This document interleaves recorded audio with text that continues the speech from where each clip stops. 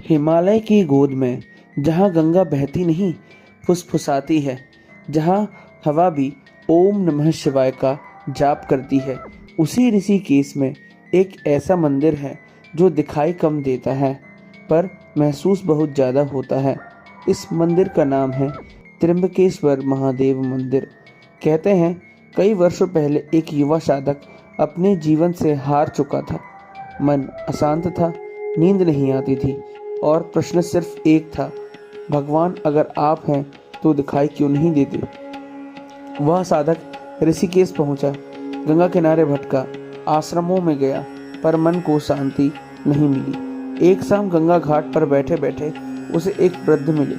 वृद्ध ने बस इतना कहा, यदि सच में शिव को पाना है तो भीड़ छोड़ो, ऊंचाई की ओर जाओ, और पहाड़ की ओर इशारा करके गायब हो गए। त्र्यंबकेश्वर की चढ़ाई। अगली सुबह साधक ने एक पहाड़ी की चढ़ाई शुरू की। सीढ़ियाँ लंबी थी, शरीर थक रहा था पर मन अजीब तरह से शांत होता जा रहा था। जैसे जैसे वह ऊपर बढ़ा, शहर का शोर नीचे छूटता गया।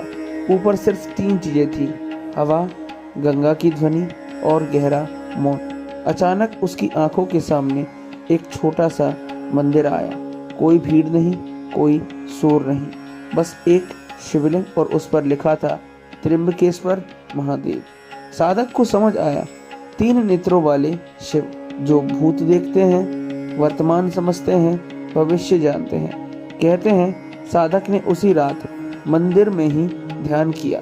आधी रात को तेज हवा चली, दीपक की लौ हिलने लगी और उसे ऐसा महसूस हुआ मानो कोई उसके भीतर बोल रहा हो, तू मुझे बाहर ढूंढ रहा था, मैं तो तेरे भीतर ही था। उसकी आंखों से अपने आप आंसू बहने लगे। अर्थ समझ में आया। उसी क्षण साधक को त्र्यंबकेश्वर का असली अर्थ समझ आया।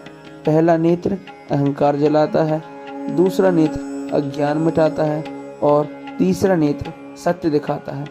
आज भी ऋषिकेश का त्र्यंबकेश्वर महादेव मंदिर वैसा ही है।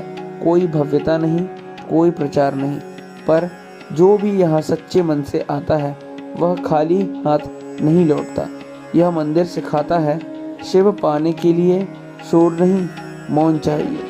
अगर कभी जीवन बहुत भारी लगने लगे तो याद रखना, ऋषिकेश की पहाड़ियों में एक त्र्यंबकेश्वर है जो आज भी चुपचाप लोगों को जोड़ रहा है उनके अपने भीतर के शिव से। हर हर महादेव। ओम नमः शिवाय।